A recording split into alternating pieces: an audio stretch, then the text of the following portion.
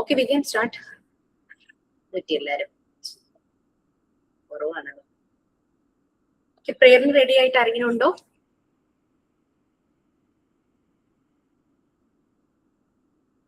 മൂന്ന് പേരേ ഉള്ളൂ. നിങ്ങൾക്ക് നല്ല ഓപ്പർച്യൂണിറ്റീസ് ആണ് കേട്ടോ ക്ലാസ്സിൽ കയറുമ്പോ. You can do more. Ma'am, prayer. കാണായ ലോകങ്ങൾ കാക്കുന്ന ദൈവാ, കാരുണ്യ സിന്ധു നമിക്കുന്നു ഞങ്ങൾ. കാണായ ലോകങ്ങൾ കാക്കുന്ന ദൈവാ, കാരുണ്യ സിന്ധു നമിക്കുന്നു ഞങ്ങൾ.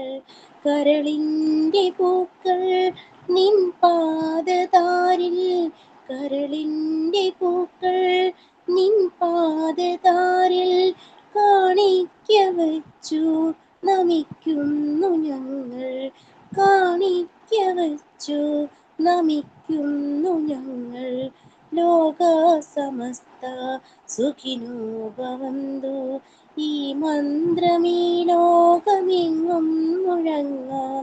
ലോക സമസ്ത സുഖിനോ ഭവന്തു, ഈ മന്ത്രമീ ലോകമെങ്ങും മുഴങ്ങാം. വിജ്ഞാനമേകും നിറകതിർത്തുകാൻ, വിജ്ഞാനമേകും നിറകതിർത്തുകാൻ, കാരുണ്യ സിന്ധു നമിക്കുന്നു ഞങ്ങൾ. കാരുണ്യ സിന്ധു നമിക്കുന്നു ഞങ്ങൾ. വിറയാർന്ന കൈകൾ ചലിക്കുന്ന നേരം, ഞങ്ങൾ തൻ കരളിൻ്റെ കൈക്കുമ്പിൽ നീട്ടി ചൊരിയൂക നാഥ നിൻ സ്നേഹധാര. ചൊരിയൂക നാഥ നിൻ സ്നേഹധാര. കാരുണ്യ സിന്ധു നമിക്കുന്നു ഞങ്ങൾ. കാരുണ്യ സിന്ധു നമിക്കുന്നു ഞങ്ങൾ. Thank you ma'am. Ma'am, thought of day. Every morning is a new opportunity to do things you missed yesterday. Thank you.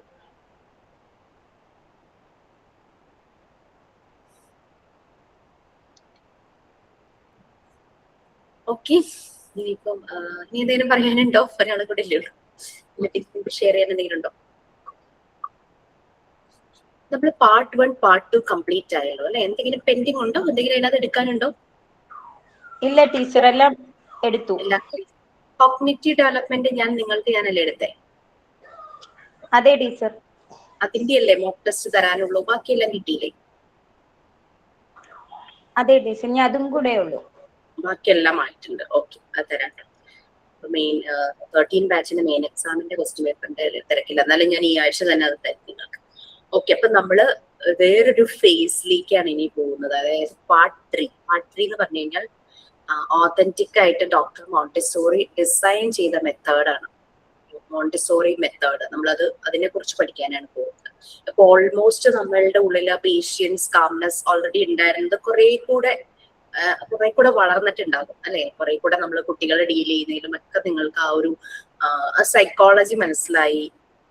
Even മദർഹുഡിലേക്ക് കടക്കുമ്പോ തന്നെ നമ്മളിൽ കുറെ മാറ്റങ്ങൾ അങ്ങനെ വരും. പക്ഷെ എന്നാലും നമ്മൾ ഈ ഒരു ജേർണിയിൽ ഇങ്ങനെ എക്സ്പീരിയൻസ് ചെയ്ത് പോയപ്പോ നമുക്ക് മനസ്സിലായിട്ടുണ്ട്. ടീച്ചിങ് പ്രാക്ടീസ് തുടങ്ങാത്തവരാണെങ്കിൽ ഇനിയിപ്പം വെക്കേഷൻസ് ഒക്കെ ആവുകയാണല്ലോ, വെക്കേഷൻ കഴിഞ്ഞ് നിങ്ങൾക്ക് പറ്റിയ ടൈമാണ് ടീച്ചിങ് പ്രാക്ടീസ് തുടങ്ങാൻ. കാരണം നിങ്ങൾ മോണ്ടിസോറി മെത്തേഡ് ശരിക്കും മനസ്സിലാക്കിയിട്ടാണ് ടീച്ചിങ് പ്രാക്ടീസിന് പോകുന്നത്. അപ്പൊ അത് അപ്ലൈ ചെയ്യാനായിട്ട് പറ്റും.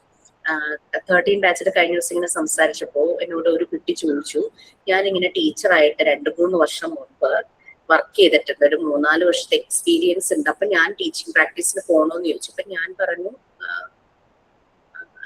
ചോദിച്ചു മോണ്ടിസോറി മെത്തേഡ് അപ്ലൈ ചെയ്യാൻ പറ്റിയിരുന്നോ എന്ന് ചോദിച്ചു. ഇത്രയും കാലം വർക്ക് ചെയ്തിട്ട് ഒന്നും ഇല്ല മാം, അതിനു മുമ്പാണ് പോയത്, കാരണം അന്ന് മോണ്ടിസോറി മെത്തേഡ് അറിയില്ലായിരുന്നു. ഞാൻ പറഞ്ഞു, നമ്മൾ പഠിക്കുന്ന ഒരു മെത്തേഡ് അപ്ലൈ ചെയ്യുവാണെങ്കിൽ നമുക്ക് കുറെ കൂടെ കാര്യങ്ങൾ മനസ്സിലാകുമായിരുന്നു. ഇനി ചെയ്യാൻ ബുദ്ധിമുട്ടാണെങ്കിൽ പോകണ്ടെന്ന് പറഞ്ഞു, നമ്മൾ നിർബന്ധിക്കില്ലായിരുന്നു. അപ്പൊ ക്ലാസ്സില് ടീച്ചിങ് പ്രാക്ടീസിന് പോയ കുട്ടികൾ അവരുടെ എക്സ്പീരിയൻസ് ഷെയർ ചെയ്യുമായിരുന്നു.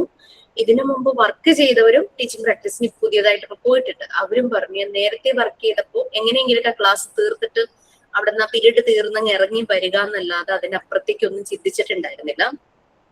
പക്ഷെ ഇപ്പോ ക്ലാസ്സിൽ എത്ര കുട്ടികൾ ഉണ്ടെങ്കിലും 10 ആണെങ്കിലും 20 ആണെങ്കിലും 30 കുട്ടികളാണെങ്കിലും 30 പേരിലേക്ക് എങ്ങനെ കാര്യങ്ങൾ എത്തിക്കാൻ പറ്റും എന്ന് എനിക്ക് മനസ്സിലായി. ആ ഒരു എക്സ്പീരിയൻസ് വേറെയാണ്. അപ്പൊ അവര് പറയായിരുന്നതുകൊണ്ട് ഞാൻ എല്ലാവരോടും റിക്വസ്റ്റ് ചെയ്യാണ്, എല്ലാവരും ഈ ഒരു മെത്തേഡ് മനസ്സിലാക്കിയിട്ട് ടീച്ചിങ് പ്രാക്ടീസിൽ നിന്ന് പോയി 10 ദിവസം അല്ലെങ്കിൽ ഒരു 15 ദിവസം മിനിമം ഡേയ്സ് എങ്കിലും ഒന്ന് ചെയ്യുവാണെങ്കിൽ നന്നായിരിക്കും. അപ്പൊ നിങ്ങൾക്ക് ഇനിയിപ്പോ നെക്സ്റ്റ് അക്കാദമിക് ഇയർ ഇനി പറ്റുള്ളൂ, കാരണം ചില വെക്കേഷൻസ് ആയതുകൊണ്ട്.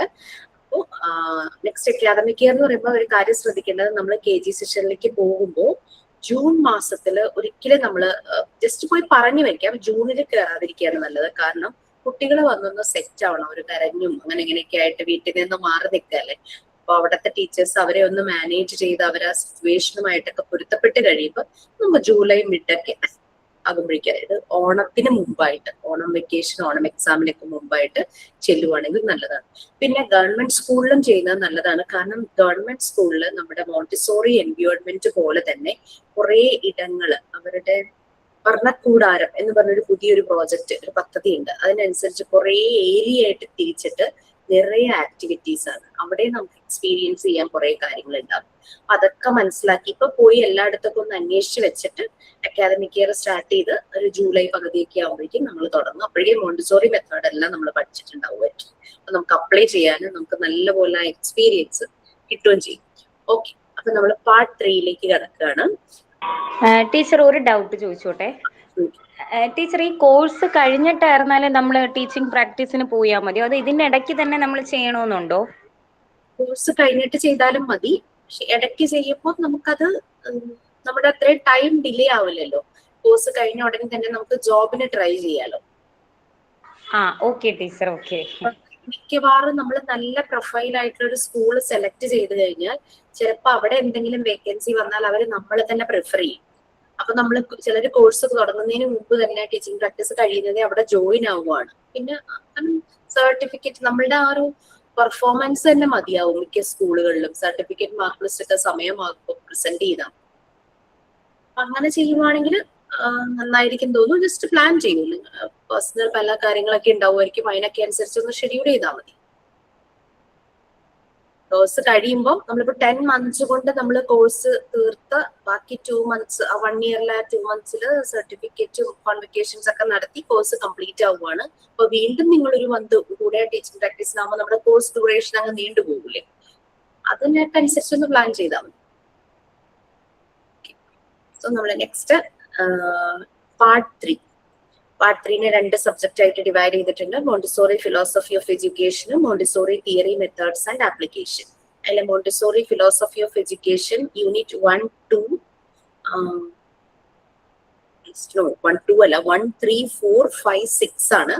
Montessori theory methods and application unit 2, 7, 8, 9, 10 അങ്ങനെയാണ് പോകുന്നത്.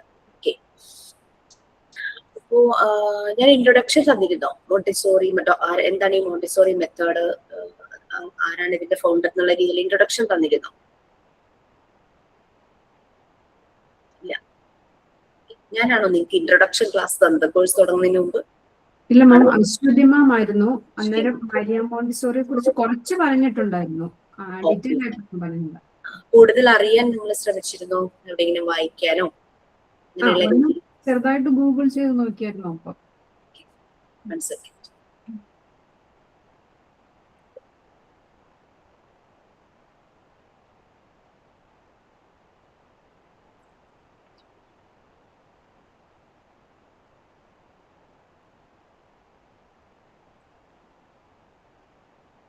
ഈ 2 ബുക്ക് ഞാൻ കോഴ്സ് ചെയ്തുകൊണ്ടിരുന്നപ്പോ ഞാൻ വായിച്ചാണ് കേട്ടോ. ദ ഡിസ്കവറി ഓഫ് ദ ചൈൽഡും doctor Montessori's own handbook. Okay, ആമസോണിൽ നിന്ന് ഓൺലൈൻ വാങ്ങിയതാണെന്നാണ് എൻ്റെ ഒരു ഓർമ്മ. യെസ്, അതെ, ആ സമയത്ത് എന്തോ ഒരു ഓഫർ അങ്ങനെ കിട്ടി.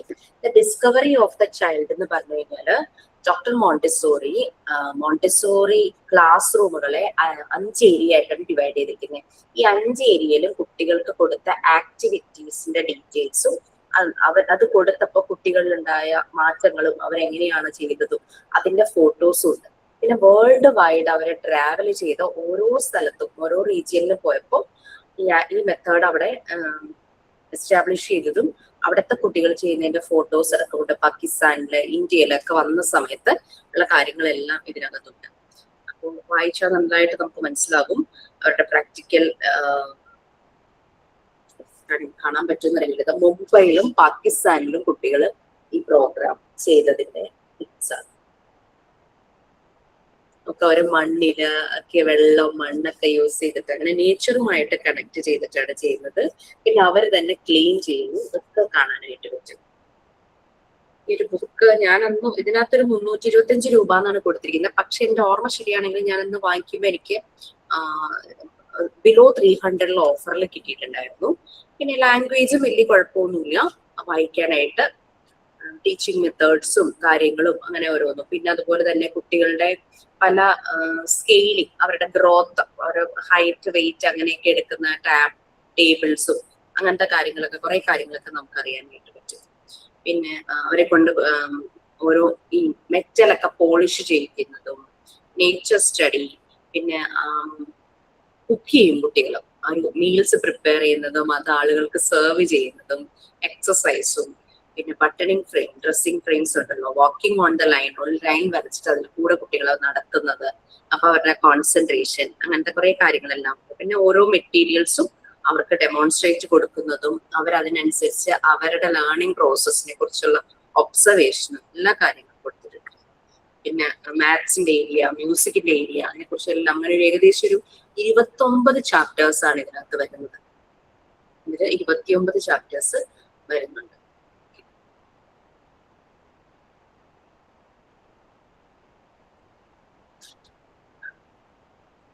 ഇതൊരു വൈഡ് സ്പ്രെഡ് ആയിട്ടുള്ള ഒരു മെത്തേഡാണ് ശരിക്കും പറഞ്ഞു കഴിഞ്ഞാൽ മോണ്ടിസോറി മെത്തേഡ് എന്ന് പറയുന്നത്. കാരണം നമുക്കറിയാം ഒരു 19ാം നൂറ്റാണ്ടിൽ തുടങ്ങിയ ഒരു മെത്തേഡ് ഇത്രയും വർഷങ്ങളായിട്ട് കാലഹരണപ്പെട്ടു പോയിട്ടില്ല, അപ്ഡേറ്റഡ് ആവുകയാണ് ചെയ്യുന്നത് കൂടുതലും.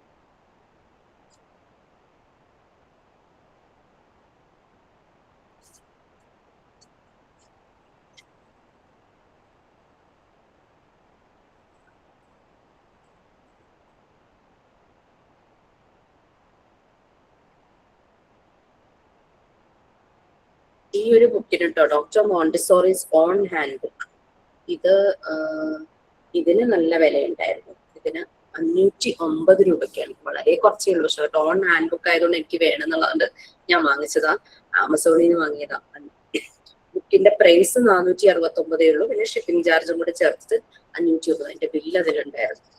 മറ്റേ ബുക്ക് എനിക്ക് 300 താഴെ കിട്ടിയതായിരുന്നു. ഇത് മോണ്ടിസോറിയുടെ ഓൺ ഹാൻഡ് ബുക്കാണ്, അവർ തന്നെ എഴുതിയത്. അത് ഇംഗ്ലീഷിലേക്ക് മാറ്റിയിട്ടുണ്ടെന്ന് മാത്രമേ ഉള്ളൂ.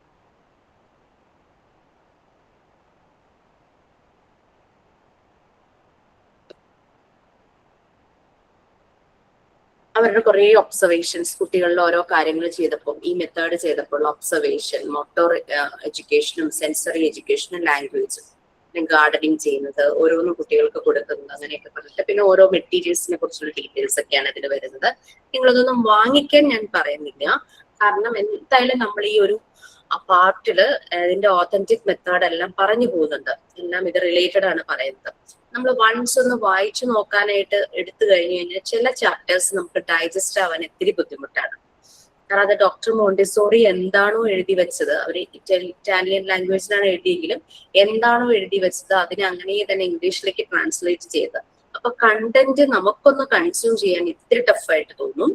അപ്പോൾ ഇതിന്റെ ക്ലാസ് മാത്രം കയറാൻ പറ്റാത്തവരെ റെക്കോർഡ് ക്ലാസ് ഒന്ന് കാണുക. ബാക്കി എല്ലാ ടോപ്പിക്സും നിങ്ങൾക്ക് വായിച്ചാൽ മനസ്സിലായിട്ടുണ്ടാവുമായിരിക്കും. ഇത് എന്റെ പോയിന്റ് ഓഫ് വ്യൂല് പറഞ്ഞാട്ടോ, ഒരു 3rd, 4th, 7, 10 ഈ ചാപ്റ്റേഴ്സ് നിങ്ങൾ ക്ലാസ് കാണാതെ വായിച്ചു കഴിഞ്ഞാൽ ടഫായിട്ട് ഫീൽ ചെയ്യും. കാരണം കണ്ടന്റ് മനസ്സിലാകാൻ ഇത്തിരി വിഷമാണ്. കയറുന്നവരൊന്നും ബ്രീഫ് ചെയ്യുക ക്ലാസ്സിൽ, ഇങ്ങനെ ഇന്നത്തെ ദിവസം ഇതാണെന്ന് പറഞ്ഞിട്ട്. അപ്പൊ ഞാൻ യൂണിറ്റ് 3 ആണ് സ്റ്റാർട്ട് ചെയ്യുന്നത്. 1ഉം 2ഉം നിങ്ങൾക്ക് അപർണ മിസ്സോ ആരംഭിച്ചോ എടുത്തോളും. എന്നാലും യൂണിറ്റ് 3ലേക്ക് പോകുന്നതിന് മുമ്പ് ഡോക്ടർ മോണ്ടിസോറി എന്താണെന്നും അവരെന്തുകൊണ്ടാണ് ഇങ്ങനെ ഒരു മെത്തേഡ് ഡിസൈൻ ചെയ്തതെന്നും, ആ മെത്തേഡ് ഡിസൈൻ ചെയ്തപ്പോൾ അവര് അനുഭവിച്ച ചലഞ്ചസ്, അവർക്ക് കിട്ടിയ സപ്പോർട്ട്, ഈ മെത്തേഡ് ഡിസൈൻ ചെയ്യാനായിട്ട് അവര് എന്തെല്ലാം സപ്പോർട്ടിങ് ഡിവൈസസ് അവര് എടുത്തു, എന്തെല്ലാം ആളുകളെ അവർ ഫോളോ ചെയ്തു, അങ്ങനെയുള്ള കുറച്ച് കാര്യങ്ങൾ നമുക്കൊന്ന് അറിഞ്ഞിരിക്കണം. ഡോക്ടർ മോണ്ടിസോറി ഇറ്റലിയിലാണ് ജനിച്ചത് 19-ാം നൂറ്റാണ്ടില്. അപ്പോ അന്നത്തെ കാലഘട്ടത്തിൽ യൂറോപ്യൻ കൺട്രീസിലാണെങ്കിൽ പോലും പെൺകുട്ടികൾക്ക് വിദ്യാഭ്യാസം അധികം കൊടുക്കില്ലായിരുന്നു. അത് എനിക്ക് പക്ഷെ ഇത് മോണ്ടിസോറിയുടെ കാര്യം പഠിച്ചു തുടങ്ങിയപ്പോഴാണ് എനിക്കത് ഭയങ്കര ഒരു അതിശയമായിരുന്നു. കാരണം യൂറോപ്യൻ കൺട്രീസ് ആണ് ബാക്കിയുള്ള സ്ഥലങ്ങളിലൊക്കെ വന്ന് എഡ്യൂക്കേഷൻ ഇൻസ്റ്റിറ്റ്യൂഷൻ അവരുടെ സ്വാർത്ഥ താല്പര്യങ്ങൾക്കാണെങ്കിൽ കൂടിയും തുടങ്ങിയത്. അപ്പൊ അങ്ങനെയുള്ള ഒരു കാലഘട്ടത്തിലായിരുന്നു മറിയ ജീവിച്ചത്. ഡോക്ടറായിട്ടില്ല, മറിയ ജീവിച്ചത്. അങ്ങനെ ബേസിക് എലമെന്ററി എഡ്യൂക്കേഷൻ എന്തോ കഴിഞ്ഞപ്പോ മറിയയ്ക്ക് തുടർന്ന് പഠിക്കാൻ നല്ല താല്പര്യമായിരുന്നു. മറിയയുടെ അമ്മയ്ക്കും മകളെ പഠിപ്പിക്കണമെന്ന് താല്പര്യം ഉണ്ടായിരുന്നു. അപ്പൊ അമ്മയുടെയും മകളുടെയും ആ ഒരു താല്പര്യം, ഇഷ്ടം കണ്ടപ്പോ അച്ഛനും അതിന് സമ്മതിച്ചു. അങ്ങനെ മറിയ ആദ്യം ഒരു ടെക്നിക്കൽ സൈഡിലേക്കാണ് പഠിക്കാനായിട്ട് ചെല്ലുന്നത്. നമ്മളുടെ ഒരു എഞ്ചിനീയറിംഗിന് ഇക്വലന്റ് ആയിട്ടുള്ളത്. പക്ഷെ മറിയയ്ക്ക് അത് വലിയ ഇൻട്രസ്റ്റ് ഒന്നും തോന്നിയില്ല. അങ്ങനെ മെഡിക്കൽ ഫീൽഡിലേക്ക് ജോയിൻ ചെയ്തു, സ്വിച്ച് ചെയ്തു. MBBS ഇക്വലന്റ് ആയിട്ടുള്ള ഡോക്ടർ ആകാനുള്ള ഒരു ഇതിലേക്ക് ജോയിൻ ചെയ്തു. ഒരു സെക്കൻഡ് തന്നെ.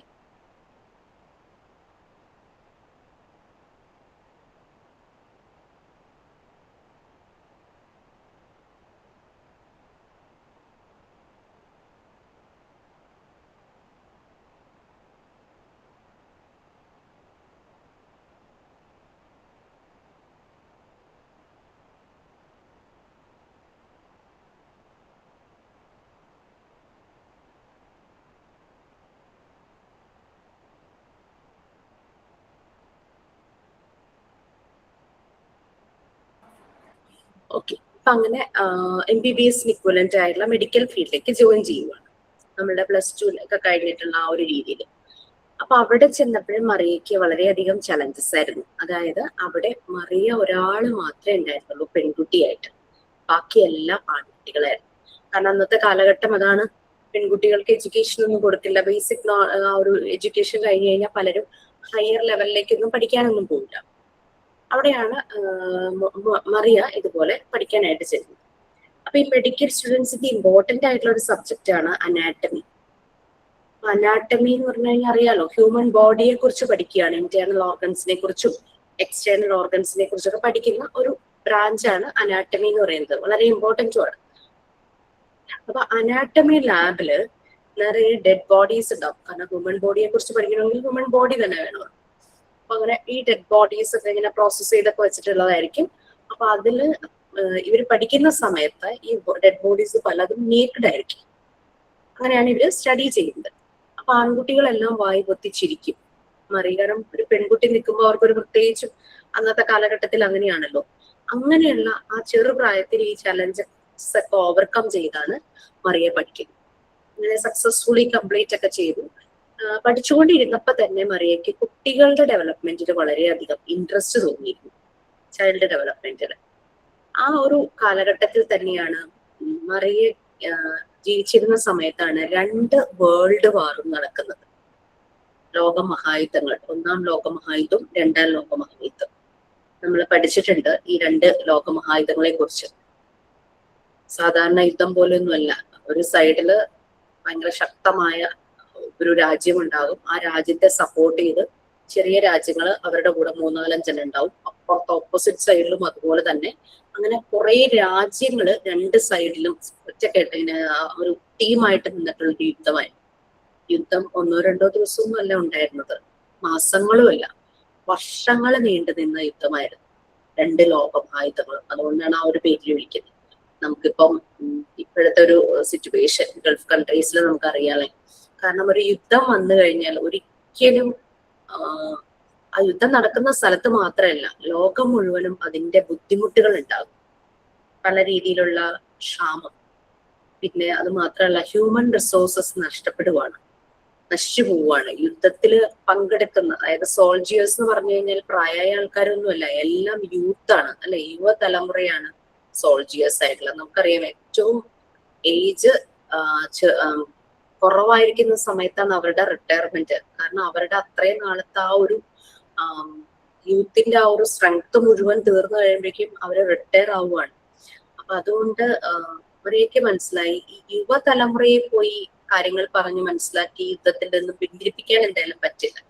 കതിരിന്മേൽ പോയി വളം വെച്ചിട്ട് കാര്യമില്ലാന്ന് മറിയക്കറിയാം. അങ്ങനെ മറിയ വിചാരിച്ചു ഇനിയുള്ള ഒരു തലമുറ, അതായത് ഇപ്പോ ചെറിയ കുട്ടികൾ, അവരില് നല്ലൊരു മോഡിഫിക്കേഷൻ നടത്തുവാണെങ്കിൽ, അതായത് അവർക്ക് മറ്റുള്ളവരോട് സ്നേഹവും കരുതലും ആ ഒരു സഹോദര്യം അങ്ങനെയുള്ള രീതിയിലുള്ള കുട്ടികളെ ഡെവലപ്പ് ചെയ്തെടുക്കുവാണെങ്കിൽ അവരൊരിക്കലും യുദ്ധത്തെ പ്രൊമോട്ട് ചെയ്യില്ല.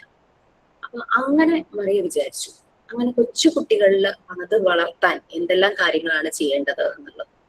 അങ്ങനെ മറിയ അതിനു വേണ്ടിയിട്ട് കുറെ റിസർച്ചും സ്റ്റഡീസും അനാലിസിസും എല്ലാം നടത്തി. ഈ കാര്യങ്ങള് ഇതിനു വേണ്ടിയിട്ട് മറിയ റെഫർ ചെയ്തത് കുറെ സൈക്കോ അനാലിസ്റ്റുകളുടെ ഒബ്സർവേഷൻസ് ആയിരുന്നു അബൌട്ട് ചൈൽഡ്ഹുഡ്. നമ്മൾ ചൈൽഡ് ഡെവലപ്മെന്റ് പഠിപ്പിച്ച സമയത്ത് നമ്മൾ 4-5 സെക്കൻഡ്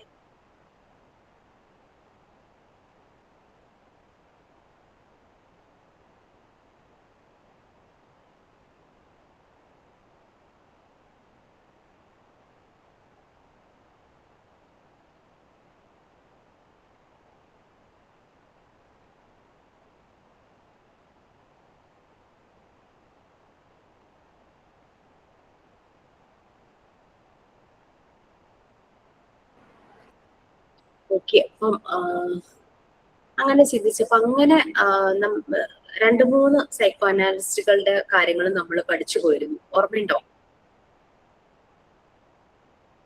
ജീൻ പിയാജെയുടെ cognitive development, Vygotsky, Erikson socio cultural ഡെവലപ്മെന്റും, പിന്നെ അതുപോലെ തന്നെ സിഗ്മണ്ട് ഫ്രോയിഡിന്റെ സൈക്കോസെക്ഷൽ ഡെവലപ്മെന്റ്, പിന്നെ ബ്രൂണറുടെ 3 stages of cognitive development, enactive stage, symbolic stage, iconic stage എന്നൊക്കെ പറഞ്ഞിട്ട് നമ്മൾ കുറെ എല്ലാവരും കുട്ടികളുടെ ഡെവലപ്മെന്റ് എങ്ങനെയാണ് ഓരോ ഏജില് ഓരോ കുട്ടികൾ സോഷ്യലൈസ് ചെയ്യുമ്പോൾ അല്ലെങ്കിൽ കുട്ടികൾ വളർത്തുന്ന ആ രീതിയിൽ കുട്ടികൾ കാര്യങ്ങൾ അനലൈസ് ചെയ്യുന്നത് അങ്ങനെയെല്ലാം വെച്ചിട്ട് പല കാര്യങ്ങളും അവരെല്ലാവരും പറഞ്ഞു. ഇതെല്ലാം മറിയയെ ഹെൽപ്പ് ചെയ്യും.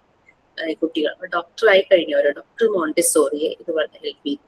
അതെല്ലാം നല്ല രീതിയിൽ സ്റ്റഡി ചെയ്തിട്ടാണ് ഡോക്ടർ മോണ്ടിസോറി മെത്തേഡ് ഡിസൈൻ ചെയ്യുന്നത്.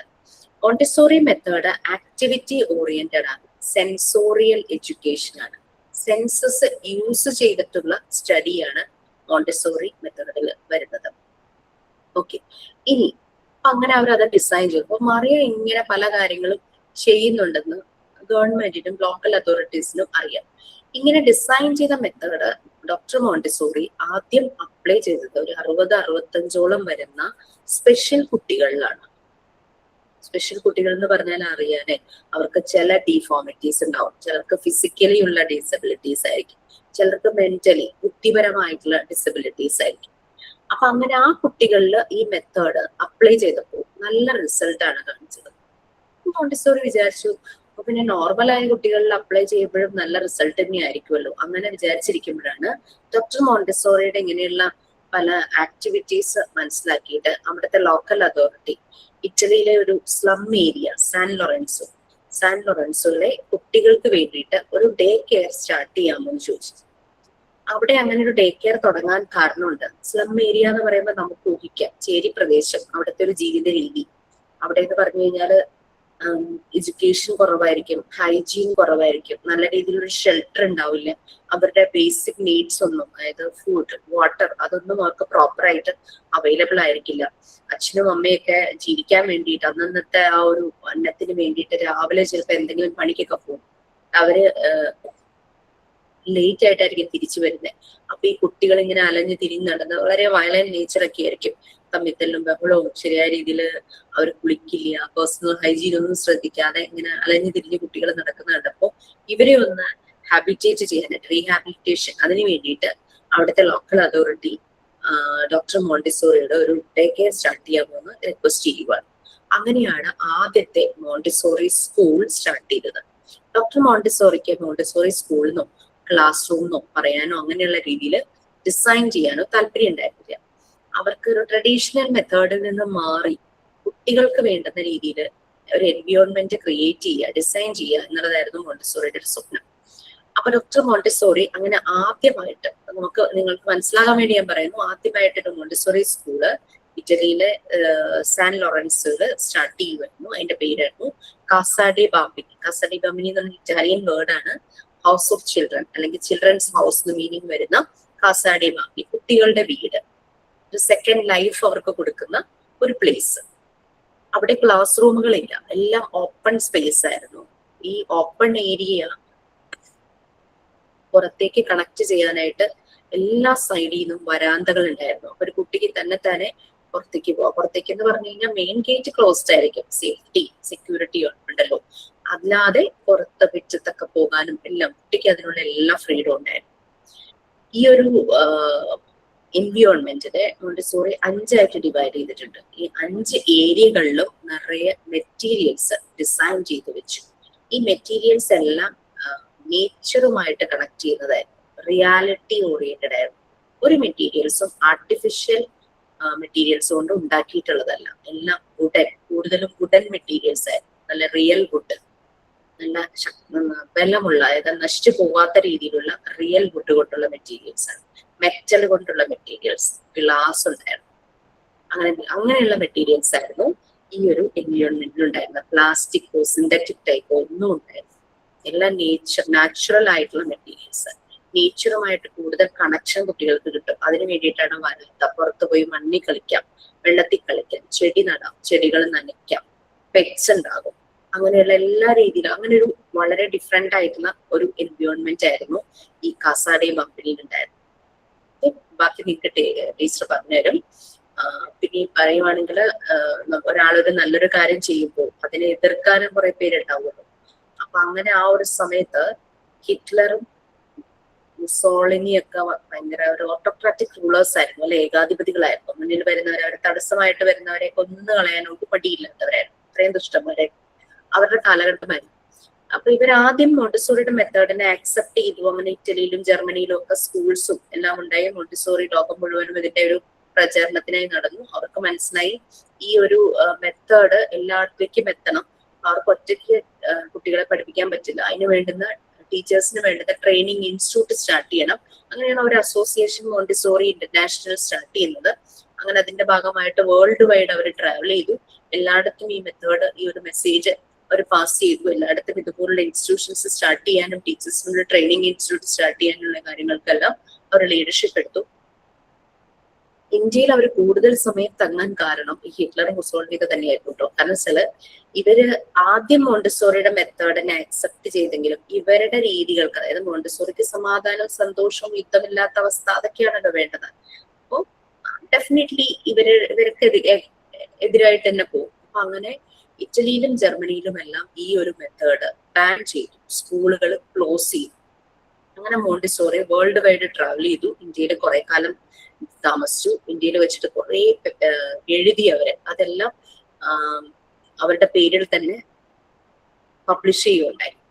അപ്പൊ അങ്ങനെ കുറെ കാര്യങ്ങൾ ഡോക്ടർ മോണ്ടിസോറി ചെയ്തിട്ടുണ്ട്. ആ സമയത്ത് ഇന്ത്യയിലെ അംഗൻവാടികളിലൊക്കെ ഈ ഒരു മെത്തേഡിലാണ്. ഇപ്പൊ എപ്പോഴും അംഗൻവാടിയിൽ പലതും ബേസിക് ആയിട്ട് മോണ്ടിസോറി മെത്തേഡിലാണ് കാര്യങ്ങളെല്ലാം പോകുന്നത്. ഇങ്ങനെ ഇതൊക്കെയായിരുന്നു ഇവരുടെ ഒരു കോൺട്രിബ്യൂഷൻസ്. മാരീഡ് അല്ല, പക്ഷെ ഒരു ഫ്രണ്ട് ഉണ്ടായിരുന്നു. അങ്ങനെ അതിലൊരു മകനുണ്ടായി, മറിയോ മോണ്ടിസോറി. മോണ്ടിസോറിയുടെ കാലശേഷം മോണ്ടിസോറിയുടെ ഈ മെത്തേഡ് എക്സ്റ്റെൻഡ് ചെയ്ത് കൊണ്ടുപോവുകയാണ് ഉണ്ടായത്. മറിയോ മോണ്ടിസോറി മരിച്ചു എന്നാണ് എനിക്ക് തോന്നുന്നത്. അതൊക്കെയാണ് മോണ്ടിസോറിയുടെ ഒരു ജീവിത കാലഘട്ടം എന്ന് പറഞ്ഞു കഴിഞ്ഞാൽ. കുട്ടികൾക്ക് വേണ്ടിയിട്ടാണ് അവർ അവരുടെ ലൈഫ് സ്പെൻഡ് ചെയ്തത്. അത്രയും വളരെ കുട്ടികളുമായിട്ട് കണക്റ്റഡ് ആയിട്ടുള്ളതായിരുന്നു. അപ്പൊ അവര് 3 വയസ്സ് തുടങ്ങി 6 വയസ്സ് വരെയുള്ള ആണ് കുട്ടികളുടെ ആ ഒരു ഏജ് ആണ് അവരുടെ എല്ലാ ഡെവലപ്മെന്റിന്റെ ഫൗണ്ടേഷൻ എന്ന് പറയുന്നത്. കാരണം അവർക്ക് മെമ്മറി ഷാർപ്പായി വരുന്നത് ആ ഒരു പ്രായത്തിലാണ്. 3 വയസ്സ് വരെ മെമ്മറി അൺകോൺഷ്യസ് മെമ്മറി ആയിരിക്കും, ഓർമ്മ ഉണ്ടാവില്ല. പക്ഷെ 3 ഇയേഴ്സ് കഴിയുമ്പോൾ അത് പ്രോഗ്രസീവ് ആകും.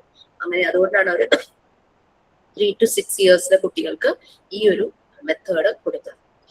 പിന്നെ നമ്മളിപ്പോ AMI എന്ന് ഞാൻ പറഞ്ഞു, അസോസിയേഷൻ മോണ്ടിസോറി ഇന്റർനാഷണൽ. നമുക്ക് MMI എന്നൊരു കൺസെപ്റ്റും ഉണ്ട്. അത് ഇപ്പോൾ റീസെന്റ് ഒക്കെ ആയിട്ട് കുറെ വർഷങ്ങൾക്ക് മുമ്പാണ് അത് ഡെവലപ്പായി വന്നത്. അതായത് മോഡേൺ മോണ്ടിസോറി ഇന്റർനാഷണൽ എന്ന് പറഞ്ഞ രണ്ടിന്റെയും ഉദ്ദേശം ചൈൽഡ് ഡെവലപ്മെന്റ് തന്നെയാണ്. പിന്നെ ചില ലൊക്കേഷന്റെ പിന്നെ ആളുകളുടെ റിക്വസ്റ്റ്, ഡിമാൻഡ്, റിക്വയർമെന്റ്സ് ഒക്കെ അനുസരിച്ച് മോണ്ടിസോറി മെത്തേഡിൽ ചെറിയ ചെറിയ മാറ്റങ്ങൾ, ഒരു മോഡേൺ അപ്രോച്ച് കൊണ്ടുവന്നിരിക്കും. അത്രയേ ഉള്ളൂ AMI. AMI എന്ന് പറഞ്ഞാൽ ഓതന്റിക് ആയിട്ട് ഡോക്ടർ മോണ്ടിസോറി എന്താണോ പറഞ്ഞിരിക്കുന്നത് അത് തന്നെ ആണ് അവിടെ ലേണിംഗ് പ്രോസസ് ആയിട്ട് പോകുന്നത്. നിങ്ങൾക്ക് പാർട്ട് 3 AMI തന്നെയാണ്, അതായത് ഓതന്റിക് ആയിട്ട് ഡോക്ടർ മോണ്ടിസോറി എന്താണോ പറഞ്ഞു വെച്ചത് അത് തന്നെയാണ്, ആ തിയറി മെത്തേഡ്സ് ആണ് നമ്മൾ പഠിപ്പിക്കുന്നത്. പക്ഷെ നമ്മൾ പ്രാക്ടിക്കലി അപ്ലൈ ചെയ്യുമ്പോൾ, നമ്മളിപ്പോ ഒരു സ്കൂളിൽ വർക്ക് ചെയ്യുമ്പോൾ അവിടെ പ്യുവർ ആയിട്ട് ഈ AMI മെത്തേഡിൽ തന്നെ നമുക്ക് കൊടുക്കാൻ പറ്റിയെന്ന് വരില്ല. കാരണം പാരന്റ്സ് റിക്വസ്റ്റ് ചെയ്യും, കുട്ടികൾക്ക് ഹോംവർക്ക് കൊടുക്കണം, കുട്ടികൾക്ക് പരീക്ഷ നടത്തണം എന്നൊക്കെ പറഞ്ഞ് പാരന്റ്സിന്റെ റിക്വസ്റ്റ് വരുമ്പോൾ അതിനനുസരിച്ച് നമ്മളവിടെ മാറ്റം വരുത്തും. അതാണ് ശരിക്കും MMI വരുന്നത്. രണ്ട് മെത്തേഡും ഫോക്കസ് ചെയ്യുന്നത് ചൈൽഡ് ഡെവലപ്മെന്റ് തന്നെയാണ്. ഓക്കെ ഫ്രണ്ട്സ്, സോ അപ്പൊ പാർട്ട് 3യിലെ യൂണിറ്റ് 3യിലേക്ക് കിടക്കാം. യൂണിറ്റ് 3 എന്ന് പറയുന്നത് ലോ ഓഫ് നാച്ചുറൽ ഡെവലപ്മെന്റ് ആണ്. ഞാനൊന്ന് ഷെയർ ചെയ്യട്ടെ.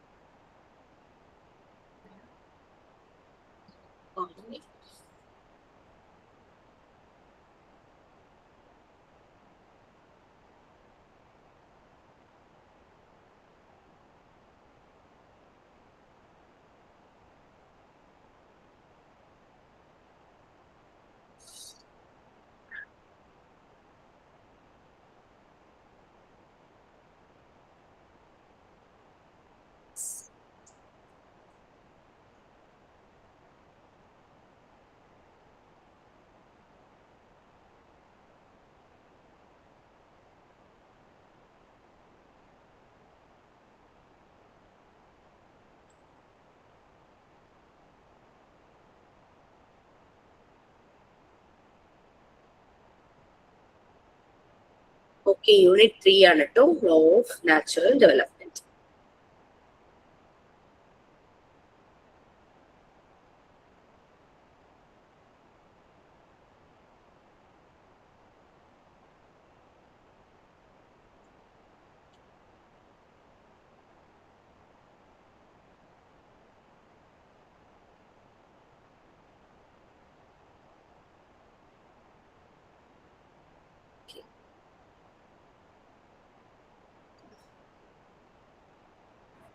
ഹ്യൂമൻ ബേബീസും അനിമൽ ബേബീസും തമ്മിലുള്ള ഡിഫറൻസ് നിങ്ങൾ ശ്രദ്ധിച്ചിട്ടുണ്ടോ? Can you just explain what's the difference between human babies and animal babies? Human babies and animal babies തമ്മിലുള്ള ഡിഫറൻസ്. ഹ്യൂമൻ ബേബീസ് ജനിച്ച ഉടനെ എണീച്ച് നടക്കുകയൊന്നും ചെയ്യുന്നില്ല, പക്ഷെ അനിമൽ ബേബീസ് എണീച്ച ഉടനെ നടക്കുന്നുണ്ടല്ലോ. ഹ്യൂമൻ ബേബീസ് ഡിപ്പെൻഡന്റ് ആണ്. അവര് ജനിച്ച് കുറേ നാളത്തേക്ക് അവർക്ക് അവരുടെ കാര്യങ്ങളൊന്നും ചെയ്യാൻ പറ്റില്ല, അവരെ ഡിപ്പെൻഡ് ചെയ്താണ് ജീവിക്കുന്നത്.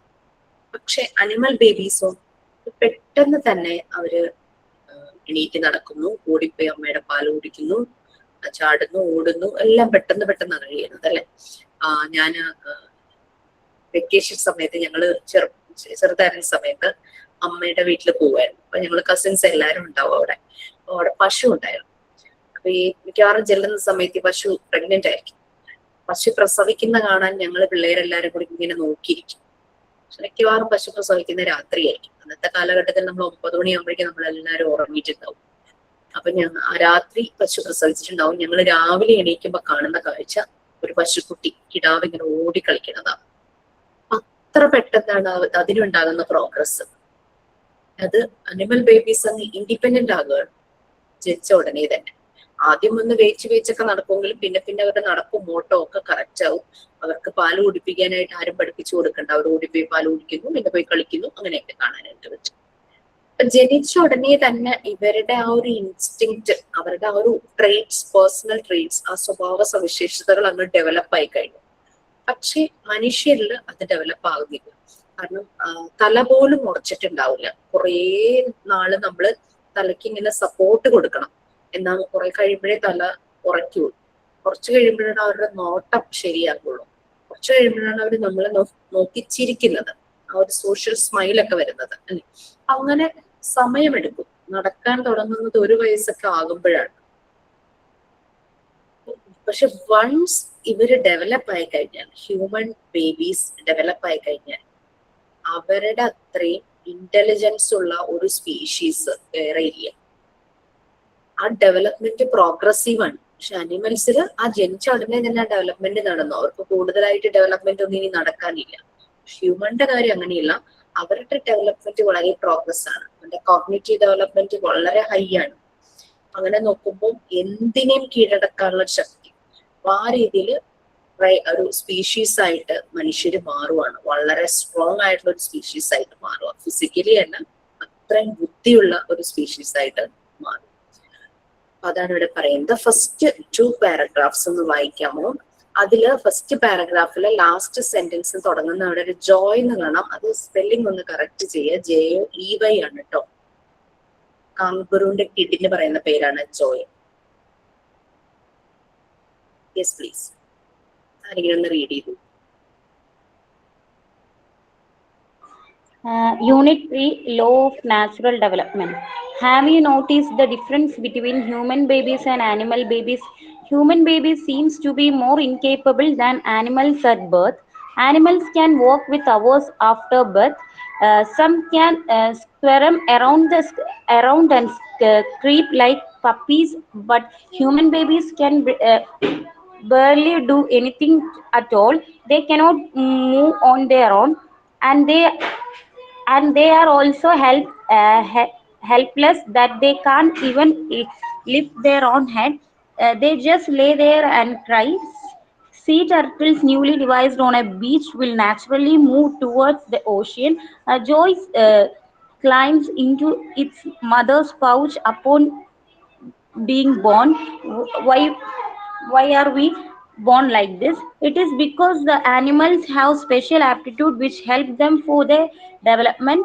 In the human child instinct had withdrawn to give place to something higher, to be brilliance and will of man. Animals have merely to activate their instincts towards their specified behavior, and their psychic life is limited to this. But in man there is this other fact, the creation of human brilliance. But a human baby is not born with intelligence. It develops as a result of the communication with its environment, and as the spiritual embryo unfolds, Montessori obtained.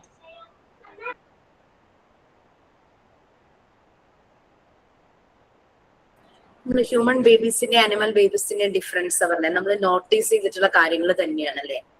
Birth ജനിച്ച ഉടനെ തന്നെ human babies animal ബേബീസിനെ compare ചെയ്യുമ്പോഴാണെന്ന് പറഞ്ഞാൽ ഒന്നും തന്നെ ചെയ്യാൻ പറ്റില്ല.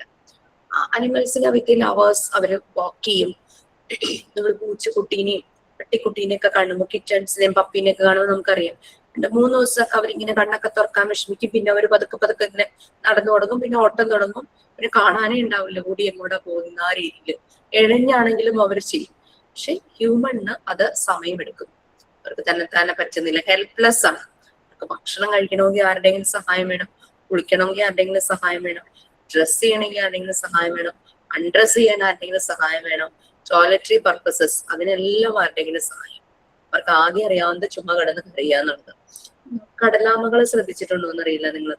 ഞാൻ ഈ ഡിസ്കവറി ചാനലിലൊക്കെ കണ്ടിട്ടുള്ളതേ ഉള്ളൂ കേട്ടോ, ഞാൻ നേരിട്ടൊന്നും കണ്ടിട്ടില്ല. അവരിങ്ങനെ ഈ ബീച്ച് സൈഡില് മണലിൽ വന്നിട്ട് കുഴി കുഴിച്ച് മുട്ടയിടും.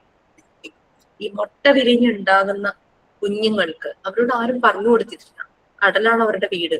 അവര് നേരെ പോകുന്നത് കടലിലേക്കാണ്. അവിടെ പോയി നീന്താനും ഒക്കെ അവര് അങ്ങ് ആകുമോ, അവരങ്ങ് കേപ്പബിൾ ആകുക ജനിച്ച ഉടനെ തന്നെ. അതുപോലെ തന്നെ കാങ്കുരുവിന്റെ കുട്ടി ജോയിയോട് ആരും പറഞ്ഞു കൊടുത്തിട്ടില്ല അമ്മയുടെ വയറ്റിലുള്ള സഞ്ചി നിനക്ക് ഇരിക്കാനുള്ളതാണ്. ജനിച്ച ഉടനെ തന്നെ ആ സഞ്ചിയിൽ ചാടി കയറിയ വിൽക്കും അല്ലെ. അപ്പൊ അതൊക്കെ അവർക്ക് ആ ഒരു ഇൻസ്റ്റിങ്ക്റ്റ് ഒക്കെ ജനിക്കുമ്പോഴേ ഡെവലപ്പ് ആകുവാണ്. പക്ഷെ ഹ്യൂമൻ ബേബീസിൽ അത് ഡെവലപ്പ് ആകുന്നില്ല.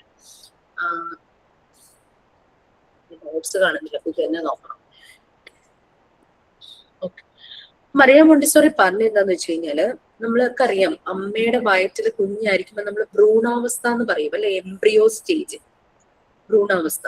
ആ ഭ്രൂണം കുറെ നാളുകൾ എടുത്ത് പൂർണ്ണ വളർച്ച പ്രാപിക്കുമ്പോഴാണ്, അതായത് ഇന്റേണൽ ഓർഗൻസും എക്സ്റ്റേണൽ ഓർഗൻസും എല്ലാം പൂർണ്ണമായി വളർച്ച പ്രാപിച്ചൊരു മനുഷ്യക്കുഞ്ഞ് പൂർണ്ണ വളർച്ചയാകുമ്പോഴാണ് പുറത്തേക്ക് എക്സ്പെൽ ആകുന്നത്, അതായത് ജനിക്കുന്നത്, പ്രസവിക്കുന്നത് അല്ലെ. പക്ഷെ അങ്ങനെ പുറത്തു വന്നു കഴിയുമ്പോൾ ശരീരമേ അങ്ങനെ വളർച്ച പ്രാപിച്ചിട്ടുള്ളൂ, മനസ്സപ്പോഴും ഭ്രൂണാവസ്ഥയിലാണെന്നാണ് ഡോക്ടർ മോണ്ടിസോറി പറയുന്നത്. ഡോക്ടർ മോണ്ടിസോറിക്ക് ഒരു പ്രത്യേകതയുണ്ട്, അവര് ഓരോന്നിനും പുതിയ പുതിയ ടേംസ് കണ്ടുപിടിക്കും. മോണ്ടിസോറി ടേംസ് എന്ന് പറഞ്ഞാൽ നിങ്ങൾക്ക് ലാസ്റ്റ് ലെസൺ 10ാമത്തെ ലെസൺ ഒരെണ്ണമുണ്ട്. ഡോക്ടർ മോണ്ടിസോറിക്ക് ഭയങ്കര ഇൻട്രസ്റ്റ് ആണ് അവര് കണ്ടുപിടിക്കുന്ന ഓരോ കാര്യങ്ങൾക്കും പുതിയ പുതിയ പേര് കൊടുക്കുക എന്നുള്ളത്. അങ്ങനെയാണ് അവർ ആ ഒരു സൈക്കോളജിക്കൽ ക്യാരക്ടറിസ്റ്റിക്സ്, ആ ഒരു മൈൻഡ്, മനസ്സിന് സ്പിരിച്വൽ എംബ്രിയോ എന്ന് പേര് കൊടുത്തത്. അതായത് മനസ്സപ്പോഴും ഭ്രൂണാവസ്ഥയിലാണെന്നാണ് മോണ്ടിസോറി ഒപ്പീനിയൻ തന്നെ മോണ്ടിസോറി അഭിപ്രായപ്പെട്ടു. അവരവരുടെ ഒപ്പീനിയൻ പറയും. സ്പിരിച്വൽ എംബ്രിയോ എന്നാണ് പറയുന്നത്. നമ്മൾ തമാശയായിട്ട് ചില ആൾക്കാരെ പറയില്ലേ, ശരീരം മാത്രമേ വളർന്നിട്ടുള്ളൂ, മനസ്സിപ്പോഴും കുട്ടിയാണ്. സെയിം തന്നെ, മനസ്സവിടെ വളർന്നിട്ടില്ല. ആ ഒരു മൈൻഡ്, ആ ഒരു ക്യാരക്ടറിസ്റ്റിക്സ്, സൈക്കോളജിക്കൽ ക്യാരക്ടറിസ്റ്റിക്സ് അതൊന്ന് ഡെവലപ്പായി വരാനായിട്ട് സമയമെടുക്കും. ഓക്കെ, എന്ത് കാര്യവും ഡെവലപ്പ് ആകാൻ സമയമെടുക്കും നമ്മൾ പറഞ്ഞു. പക്ഷെ പ്രോപ്പർ ആയിട്ടുള്ള ഒരു കെയർ അല്ലെങ്കിൽ നല്ല ഒരു സറൗണ്ടിങ് എൻവിയോൺമെന്റ്, അന്തരീക്ഷമില്ലെങ്കിൽ ഈ ഡെവലപ്മെന്റ് പ്രോപ്പർ ആവില്ല. അതാണ് ഡോക്ടർ മോണ്ടിസോറി ഡിസൈൻ ചെയ്ത മോണ്ടിസോറി എൻവിയോൺമെന്റിന്റെ പ്രത്യേകത. കുട്ടികളുടെ ഈ രീതികൾ മനസ്സിലാക്കി അവരെ ശരിയായ രീതിയിൽ വളർത്തിയെടുക്കാൻ വേണ്ടിയിട്ടാണ് ഡോക്ടർ മോണ്ടിസോറി ഈ ഒരു എൻവിയോൺമെന്റ് ഡിസൈൻ ചെയ്തത്.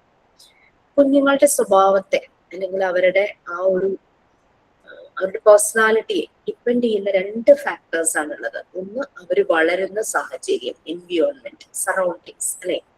രണ്ടാമത്തേത് അവരുടെ ജെനറ്റിക് ഫാക്ടേഴ്സ്, ഹെറിഡിറ്ററി, പാരമ്പര്യമായിട്ട് ഉള്ളത്. അച്ഛന്റെയും അമ്മയുടെയും സൈഡിൽ നിന്ന് കിട്ടും അല്ലെ. 2 സൈഡിൽ നിന്നും ഈക്വൽ ആയിട്ടാണ് കിട്ടുന്നത്. 23 chromosomes from mother side and 23 chromosomes from father side. അവരുടെ ജീൻസിൽ വരുന്നതാണ്. അത് അമ്മയിൽ നിന്ന് നേരിട്ടാവണമെന്നില്ല. അമ്മയുടെ ഫാമിലിയിലെ ഏതെങ്കിലും തലമുറയിലുള്ളത് വരെ കിട്ടും, അച്ഛന്റെ ഫാമിലിയിലെ ഏതെങ്കിലും തലമുറയിൽ നിന്നുള്ളത് വരെ കിട്ടും. അവിടെ നമുക്ക് ചേഞ്ചസ് വരുത്താൻ പറ്റില്ല, കാരണം അത് ജനറ്റിക് ആണ്. അപ്പൊ ഡോക്ടർ മോണ്ടിസോറി പറയുന്നത് അവിടുത്തെ പ്രശ്നങ്ങളുടെ ഇമ്പാക്റ്റ് നമുക്ക് കുറയ്ക്കാൻ പറ്റും. എങ്ങനെയാണ്? വളരുന്ന സാഹചര്യത്തിനെ ഡിസൈൻ ചെയ്തത്. അപ്പൊ അത് നമുക്ക് ഹെറിഡിറ്ററി മൂലം ഉണ്ടാകുന്ന പ്രശ്നങ്ങളെ നമുക്ക് ഓവർകം ചെയ്യാനായിട്ട് പറ്റും. കുട്ടി വളരുന്ന സാഹചര്യം നല്ലതാണെങ്കിൽ. നിങ്ങള് ഈ ഒരു സീരീസ് കണ്ടിട്ടുണ്ടോ, 1000 Babies? ആമസോൺ പ്രൈമിലാണോ ഹോട്ട്സ്റ്റാറിലാണോ വന്നതെന്ന് എനിക്ക് ഓർമ്മയില്ല. 1000 Babies എന്ന് പറഞ്ഞൊരു സീരീസ് ഉണ്ടായിരുന്നു. ഞാനതിന്റെ കണ്ടതാ. ഫസ്റ്റ് ചാപ്റ്റർ അല്ലെ, ഫസ്റ്റ് അത് നമുക്ക് ഇത്തിരി ലാഗിങ് ആയി തുടങ്ങും. സെക്കൻഡ് ചാപ്റ്റർ തുടങ്ങി നല്ല മൂവിങ് ആണ്, നല്ല രസം അത് കാണാനായിട്ട്. അവിടെ കുട്ടികളെ മാറ്റുന്നതാണ്, അതായത് അവരുടെ ബയോളജിക്കൽ പാരന്റ്സിന്റെ അടുത്ത് നിന്ന് മാറ്റി വേറെ പാരന്റ്സിലേക്ക് മാറ്റുന്നത്. ആലപ്പുഴയിൽ എവിടെ നടന്നൊരു സംഭവമാണെന്നാണ് പറയപ്പെടുന്നത്. അപ്പൊ എന്താന്ന് വെച്ച് കഴിഞ്ഞാല് ഈ കുട്ടികളെ മാറ്റുമ്പോൾ കുട്ടികൾ ചിലപ്പോ ചെന്നെത്തുന്ന വീട് വേറെ ആയിരിക്കുള്ളൂ, വേറെ പാരന്റ്സിന്റെ വീടായിരിക്കും. അപ്പൊ ജനറ്റിക് ആയിട്ട് ഈ കുട്ടികളിൽ പല ഫാക്ടേഴ്സ് ഉണ്ടാകും. ചിലപ്പോ നല്ലൊരു അച്ഛനും അമ്മയും, നല്ല ക്യാരക്ടറിസ്റ്റിക്സ് ഉള്ള അച്ഛനും അമ്മയ്ക്കും ജനിച്ച നല്ലൊരു കുട്ടി ചെന്നെത്തുന്നത് വളരെ ദുഷ്ടനായ ഒരു അച്ഛന്റെ അടുത്താണ്. പക്ഷെ അച്ഛന്റെ ആ ദുഷ്ടത്തരം ആ കുട്ടിയെ ബാധിക്കുന്നില്ല, കാരണം അവന് ഹെറിഡിറ്ററി ആയിട്ട് കിട്ടിയിരിക്കുന്നത് മുഴുവനും പോസിറ്റീവാണ്. അങ്ങനെ കാണും. അതുപോലെ വളരെ മോശം ബാക്ക്ഗ്രൗണ്ടിലുള്ള പാരന്റ്സിന്റെ അവിടെ നിന്ന് ജനിച്ച ഒരു പെൺകുട്ടി ചെന്നെത്തുന്നത് നല്ലൊരു അറ്റ്മോസ്ഫിയറിലാണ്. അച്ഛനും അമ്മയും പ്രൊഫസേഴ്സും അങ്ങനെ ഭയങ്കര ഹൈലി നോളജ് ഒക്കെ ആയിട്ടുള്ളത്. പക്ഷെ കുട്ടിയുടെ ജനറ്റിക് കണ്ടീഷൻസ് മാറ്റം വരുന്നില്ല. ആ കുട്ടി വളരെ മോശമായിട്ടുള്ള ബിഹേവിയറും അങ്ങനെയുള്ള ലൈഫും ആയിത്തീരുന്നത്. പാരന്റ്സിന് സമയമില്ല കുട്ടിയെ നോക്കാനും അങ്ങനെയുള്ള കാര്യങ്ങൾ, അവരുടെ ജോലിയൊക്കെ ആയിട്ട് ബിസി. അവര് കുട്ടിക്ക് വേണ്ടുന്ന സൗകര്യങ്ങൾ പ്രൊവൈഡ് ചെയ്തു. അങ്ങനെയുള്ള ഒരു എൻവയോൺമെന്റ് ആയിരുന്നുള്ളൂ. അല്ലാതെ വേറെ രീതിയിലുള്ള കാര്യങ്ങളൊന്നും പ്രൊവൈഡ് ചെയ്യാൻ അവർക്ക് സമയം കിട്ടിയില്ല. അങ്ങനെ കുട്ടി നാശമായി പോകുന്നത് അങ്ങനെ ആ സീരീസിൽ കാണാം. നമുക്ക് പറ്റുമെങ്കിൽ കണ്ടു നോക്കും, ഇല്ലെങ്കിൽ നോ പ്രോബ്ലം. അപ്പൊ കുട്ടി വളരുന്ന സാഹചര്യം നമുക്ക് നന്നാക്കുവാണെങ്കിൽ നന്നായിരിക്കും. നമുക്കറിയാം, കുഞ്ഞുങ്ങൾ ജനിച്ച ഒരു 3 വയസ്സ് വരെയും അവർ വീട്ടിലായിരിക്കും. വീട്ടിലെ ജനറലി നമ്മൾ പറയുകയാണെങ്കിൽ കെയർ ഗിവർ ആയിരിക്കും അവരെ നോക്കുന്നത്. മോസ്റ്റ്ലി അമ്മയായിരിക്കും. എല്ലാ കുട്ടികളുടെ കാര്യത്തിലും ആ ഒരു ഭാഗ്യം ഉണ്ടാവണമെന്നില്ല, അമ്മ ഉണ്ടാവണമെന്നില്ല. ചിലപ്പോൾ അവരെ നോക്കുന്നത് വേറെ ആരെങ്കിലും ആയിരിക്കും. ചിലർക്ക് അമ്മയെ നഷ്ടപ്പെട്ട് പോയിട്ടുണ്ടാവും, അല്ലെങ്കിൽ അമ്മ ജോലിക്ക് പോകുന്ന ആളായിരിക്കാം. അങ്ങനെയുള്ള രീതിയിൽ അപ്പൊ കുട്ടിയുടെ വളർച്ചാ കാലഘട്ടം 3 ഏരിയയിലൂടെയാണ് കടന്നു പോകുന്നത്. എൻവിയോൺമെന്റിന്റെ 3 ഫേസസ് എന്ന് തന്നെ പറയാം. വീട് 3 വയസ്സൊക്കെ ആവുമ്പോഴേക്കും, സ്കൂള്, കുറച്ചൊന്ന് പ്രായമാകുമ്പോൾ സൊസൈറ്റിയുമായിട്ട് ഡയറക്റ്റ് ഒരു ഇന്ററാക്ഷൻ വരും. ചെറുപ്രായത്തില് സൊസൈറ്റിയുമായിട്ടുള്ള ആ ഒരു ഇന്ററാക്ഷൻ അഡൽട്സിന്റെ കൂടെ ആയിരിക്കാം, പാരന്റ്സിന്റെ കൂടെ ആയിരിക്കാം, പൊതു ഇടങ്ങളിൽ പോകുന്നത്, അല്ലെ, എന്തെങ്കിലും സോഷ്യലൈസ് ചെയ്യുന്ന ആക്ടിവിറ്റീസിൽ പോകുന്നത്, ഒറ്റയ്ക്ക് പോകേണ്ടതായിട്ട് വരില്ല. എനിവേ, ഈ 3 എൻവിയോൺമെന്റിന്റെ ഫേസസ് ആണ് ഒരു കുട്ടിയുടെ ക്യാരക്ടറിസ്റ്റിക്സിനെ, കുട്ടിയുടെ ഡെവലപ്മെന്റിന് ഇമ്പാക്ട് ഉണ്ടാക്കുന്നത്. അപ്പൊ നമ്മളുടെ വീട്ടിൽ നല്ലൊരു അന്തരീക്ഷമാണെങ്കിൽ ആ കുട്ടി നല്ല പ്രോഗ്രസ്, ഡെവലപ്മെന്റ് നല്ല രീതിയിൽ തന്നെ. സ്കൂളിലേക്ക് എത്തുമ്പോൾ അവിടെയും നല്ലൊരു അന്തരീക്ഷമാണെങ്കിൽ കുട്ടി നല്ല രീതിയിൽ തന്നെ പോകും. അതേസമയം വീട്ടിലെ അന്തരീക്ഷം മോശമാണെങ്കിൽ അത് കുട്ടിയുടെ ഡെവലപ്മെന്റിനെ ബാധിക്കും. നമ്മൾ കണ്ടിട്ടില്ലേ, ചെടികൾ വളരുന്നത് നല്ല വെള്ളവും വെളിച്ചവും ഒക്കെയുള്ള ഒരു സാഹചര്യങ്ങളിൽ ആ ചെടി നന്നായിട്ട് വളരും, പുഷ്പിക്കും, കായ്ക്കും, നിറയെ ഫ്രൂട്ട്സ് ഉണ്ടാകുന്നതാണെങ്കിൽ നിറയെ പഴങ്ങളുണ്ട്, നല്ല റിസൾട്ട് കിട്ടും, അല്ലെ. അതേസമയം അതൊന്നും കിട്ടാത്ത അടുത്താണെങ്കിൽ ചെടികൾ മുരടിക്കും. അതുപോലെ തന്നെയാണ് കുട്ടികളുടെ കാര്യം. അല്ലെങ്കിൽ പിന്നെ അതുപോലെ റെയർ കേസസ് ആയിരിക്കണം. പാറപ്പുറത്ത് വീഴുന്ന വിത്തും ചിലപ്പോ ആ ഒരു സ്വന്തം പൊട്ടൻഷ്യൽ കൊണ്ട് അതിന്റെ ഇടയിൽ കൂടെ വളർന്ന് വലുതായിട്ടുണ്ടാകാം. തീയിൽ കുരുത്തത് വെയിലത്ത് പാടില്ല നമ്മൾ ചില ആളുകളെ പറ്റി പറയാറില്ലേ. അത് റെയർ കേസസ് ആണ്. പക്ഷെ എല്ലാ കുട്ടികളുടെ കാര്യത്തിലും അങ്ങനെ വരണമെന്നില്ല. അപ്പൊ നമ്മൾ കുട്ടികൾക്ക് വളരാൻ പറ്റുന്ന നല്ലൊരു എൻവിയോൺമെന്റ് വീട്ടിലും ഉണ്ടാക്കണം, സ്കൂളിലും ഉണ്ടായിരിക്കണം, സമൂഹത്തിലും ഉണ്ടായിരിക്കണം. അപ്പൊ വീട്ടില് എന്ന് പറയുമ്പോൾ ശ്രദ്ധിക്കേണ്ടത് നമ്മുടെ പാരന്റ്സ് തന്നെയാണ്. പാരന്റ്സും വീട്ടിലെ മറ്റു മെമ്പേഴ്സും, പ്രത്യേകിച്ചും പാരന്റ്സ് തന്നെയാണ് കുട്ടികളുടെ കാര്യം നോക്കേണ്ടത്. വേറൊരാളെ ഏൽപ്പിക്കാതിരിക്കുക. പാരന്റ്സിന്റെ കരുതലിലൂടെ തന്നെ പോകണം. വേറൊരാളെ എന്തെങ്കിലും ഒരു സാഹചര്യങ്ങൾ കൊണ്ട് ഏൽപ്പിക്കേണ്ട വന്നാലും നമ്മൾ കൊടുക്കേണ്ട കെയറിന് ഒട്ടും കുറവ് വരരുത്. പലപ്പോഴും പല കഥകളും മിത്തൊക്കെ ആയിരിക്കും. എന്ന് വെച്ച് കഴിഞ്ഞാല് ചിലപ്പോ നമുക്ക് വിശ്വസിക്കാൻ പറ്റാത്ത പുരാണ കഥകളൊക്കെ കുറെ ഉണ്ടല്ലേ. പക്ഷെ പലതിൽ നിന്നും നമുക്ക് മെസ്സേജുകൾ കിട്ടാറുണ്ട്. ഭഗവാൻ ഭഗവത്ഗീതയിൽ പറയുന്നുണ്ട്, മക്കളെ ഒരിക്കലും ഗ്രാൻഡ് പാരന്റ്സ് അല്ല നോക്കേണ്ടത്, അവരെ മാതാപിതാക്കൾ തന്നെ നോക്കണം. It's A fact. അതിലൊരു കാര്യം ഉണ്ടല്ലേ. നമ്മൾ കേട്ടിട്ടുള്ള ഒരു കഥയാണ്. കുന്തി ദേവിക്ക് 5 പുത്രന്മാര് വരത്തിലൂടെ കിട്ടിയപ്പോ, 5 നല്ല മക്കള് വരത്തിലൂടെ കിട്ടിയപ്പോഴേക്കും ഗാന്ധാരിക്ക് ഭയങ്കര ടെൻഷനായി. കാരണം ഗാന്ധാരി പ്രഗ്നന്റ് ആണ്. ഇവിടെ കുന്തി ദേവിക്ക് മക്കളുണ്ടായപ്പോ എന്റെ മക്കൾക്ക് രാജ്യം കിട്ടാതെ വരുമോ എന്നൊക്കെയുള്ള രീതിയിൽ ഗാന്ധാരി വയറിൽ പിടിച്ച് ഞെക്കും.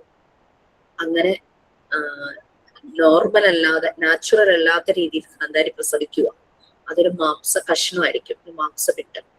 പിന്നെ അതിനെ മുറിച്ച് ഭരണിയിലിട്ടു, അങ്ങനെയൊക്കെ പറഞ്ഞ് നമ്മൾ കഥ കേട്ടിട്ടുണ്ടല്ലേ. അങ്ങനെ 101 മക്കൾ ഉണ്ടാകുന്നു. അവരുടെ നർച്ചറിങ് വളരെ മോശമായിരുന്നു. ഭർത്താവിന് കണ്ണില്ല എന്ന് കരുതി ഗാന്ധാരി കണ്ണ് മൂടിക്കെട്ടും. അപ്പൊ കുട്ടികൾ എങ്ങനെ വളരുന്നു എന്ന് ഗാന്ധാരി കാണുന്നില്ല. അങ്ങനെ കണ്ണുണ്ടായിട്ടും അത് മൂടിക്കെട്ടിയിട്ടാണ് ഗാന്ധാരി കുട്ടികളെ വളർത്തുന്നത്. റോങ് മെസ്സേജുകളാണ് അവരിലേക്ക് പോകുന്നത്. അങ്ങനെ വലിയൊരു യുദ്ധം ഉണ്ടാകുന്നു. ഈ മക്കൾക്കെല്ലാം നാശം സംഭവിക്കുന്നു. അങ്ങനെ ഒരു കുലം മുഴുവൻ നശിച്ചു പോകുന്നത് അങ്ങനെ നമ്മൾ കഥ കേട്ടിട്ടുണ്ട്, അല്ലെ. അതൊക്കെ ഒരു മിത്താണെങ്കിൽ പോലും അതിൽ നിന്ന് നമുക്കൊരു മെസ്സേജ് കിട്ടുക. അപ്പൊ ശരിയല്ലാത്ത രീതിയിലുള്ള നർച്ചറിങ് ആണ് ആ ഒരു വംശം മുഴുവനും നശിച്ചു പോകാൻ കാരണം. അവരുടെ നർച്ചറിങ് വളരെ മോശമായിരുന്നു. അപ്പൊ നമ്മൾ കുട്ടികൾ വളരുന്ന സാഹചര്യം നന്നാക്കി തന്നെ കൊണ്ടുപോകണം. ഒരു സ്കൂളിൽ വരുമ്പോൾ ടീച്ചേഴ്സിന്റെ റെസ്പോൺസിബിലിറ്റി വളരെ കൂടുതലാണ്. കാരണം സ്കൂളിലാണ് അവർ ആക്റ്റീവായിരിക്കുന്ന സമയം. അവരിലേക്ക് എല്ലാ അവയർനെസ് നമ്മൾ പറഞ്ഞു. സ്കൂളില് ഹെൽത്ത് എഡ്യൂക്കേഷൻ ഇമ്പോർട്ടൻസ് നമ്മൾ പറഞ്ഞു. കാരണം കുട്ടി വളരെ ആക്റ്റീവ് ആയിരിക്കുന്ന സമയം സ്കൂളിലാണ്. സ്കൂളിൽ നിന്നാണ് അവർ വാല്യൂസ് പഠിക്കുന്നത്, മൂല്യങ്ങൾ പഠിക്കുന്നത്. സ്കൂളിലെ പല പല ആക്ടിവിറ്റീസിലൂടെയാണ് അവർക്ക് മൂല്യങ്ങൾ മനസ്സിലാകുന്നത്. സ്വാതന്ത്ര്യ സമരത്തിന്റെ സമയത്ത് നമ്മളാരും ജനിച്ചിട്ടില്ല, പക്ഷേ നമ്മൾക്ക് ആ മൂല്യങ്ങൾ കിട്ടിയത് നമുക്ക് സ്കൂളിൽ നിന്ന് തന്നെയാണ്. നമ്മൾ ഫ്ലാഗ് പോസ്റ്റ് ചെയ്യുന്നു, നമ്മൾ നമ്മുടെ ലെസൺസിലൂടെ ഫ്രീഡം ഫൈറ്റേഴ്സിനെ കുറിച്ച് പഠിക്കുന്നു, അവരുടെ പല കാര്യങ്ങളും നമ്മൾ മനസ്സിലാക്കുന്നു. നമുക്ക് ആ വാല്യൂ കിട്ടിയത് അങ്ങനെയാണ്. നമ്മൾ ആ സമയത്ത് ജനിച്ചിട്ടില്ലെങ്കിൽ പോലും ആ ഒരു വാല്യൂ കിട്ടുന്നത് സ്കൂളിൽ നിന്നാണ്. പല വാല്യൂസും നമുക്ക് കിട്ടുന്നത് നമ്മുടെ കൂടെയുള്ള സുഹൃത്തിനെ കരുതലോടെ കാണാനും ഒക്കെ നമുക്ക് സ്കൂളിൽ നിന്നാണല്ലോ കിട്ടുന്നത്. അപ്പൊ ടീച്ചർമാരുടെ റെസ്പോൺസിബിലിറ്റി വളരെ കൂടുതലാണ്. കുട്ടികളെ പാർഷ്യാലിറ്റി ഇല്ലാതെ എല്ലാ കുട്ടികളോടും പെരുമാറാൻ പറ്റണം. അൺബയസ്ഡ് ആയിരിക്കണം, അല്ലെ?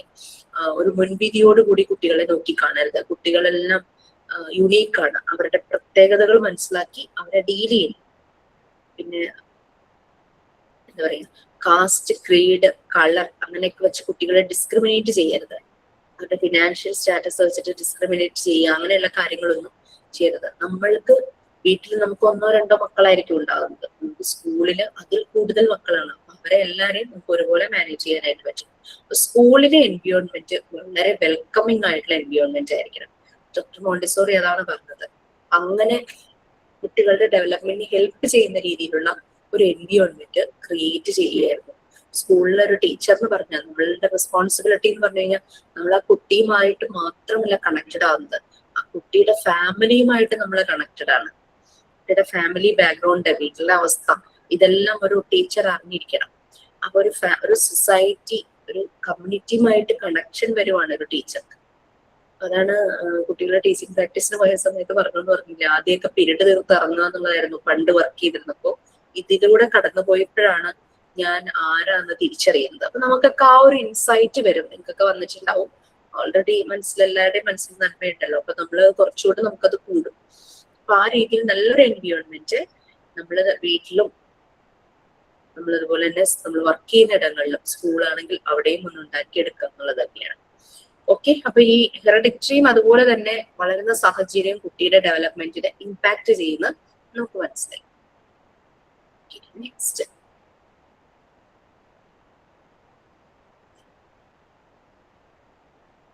അപ്പൊ പേഴ്സണാലിറ്റി എന്നുള്ളൊരു കാര്യത്തിനെ കുറിച്ച് നമുക്കറിയാം. നല്ല പേഴ്സണാലിറ്റി ആണെന്ന് ചില ആളുകളെ കാണുമ്പോൾ നമ്മൾ പറയും. പണ്ടത്തെ ഒരു രീതി എന്ന് പറഞ്ഞു കഴിഞ്ഞാൽ നല്ലപോലെ വെൽ ഡ്രസ്ഡ്, സംസാരിക്കുന്നത് നല്ല ഇതായിട്ട് പറയുമ്പോൾ പേഴ്സണാലിറ്റി നമ്മൾ പറയും. വലുതായതിനു ശേഷം വരുന്ന ഒന്നല്ല പേഴ്സണാലിറ്റി. ചെറുതിലേ തുടങ്ങി ഡെവലപ്പായി വരുന്നതാണ് പേഴ്സണാലിറ്റി. നമുക്കറിയാം കുട്ടികളിലെ ശീലങ്ങൾ, നല്ല ഗുഡ് ഹാബിറ്റ്സ് ചെറിയ പ്രായത്തിൽ തന്നെ വളർത്തിയെടുക്കുകയാണെങ്കിൽ അത് അവർ വലുതാകുമ്പോഴും അവരത് കീപ്പ് ചെയ്യും. അത് അവരുടെ കൾച്ചറിന്റെയും അവരുടെ പേഴ്സണാലിറ്റിയുടെയും ഒരു ഭാഗമായിട്ട് മാറും. ഓക്കെ, നെക്സ്റ്റ് 2 പാരഗ്രാഫ്സ് ആരെങ്കിലും വായിക്കാമോ? ഒരു ഫ്ലോ ഡയഗ്രാം ഉണ്ട്, അത് കഴിഞ്ഞിട്ട് ആ ഡയഗ്രത്തിന് മുമ്പ് വരെ വായിക്കണം please. For the child to self-build himself, she concluded that the child must process within a predetermined psychic pattern, which is not visible at birth. She referred to them as a spiritual embryo. Montessori believed that for the psychic pattern to reveal itself, 2 conditions must be fulfilled. First, surroundings. He needs to collaborate with his environment to understand or come to terms with the limit of his universe. Second, he needs freedom to reveal himself. If these 2 conditions are absent, the psychic life of the child will not reach its potential and his personality will be stunted. Therefore, the child must also develop a sensitive period and an absorbent mind. Montessori described this spiritual embryo or a predetermined psychic pattern as a set of laws, the law of natural development. These are the inborn powers which make the helpless human babies into the most powerful species on earth.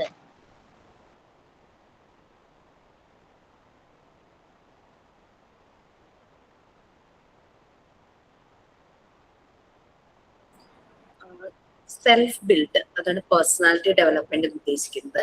കുട്ടിക്ക് ഈ ഒരു spiritual embryo എന്നുള്ളൊരു psychic pattern ഉണ്ട്, pre determined psychic pattern.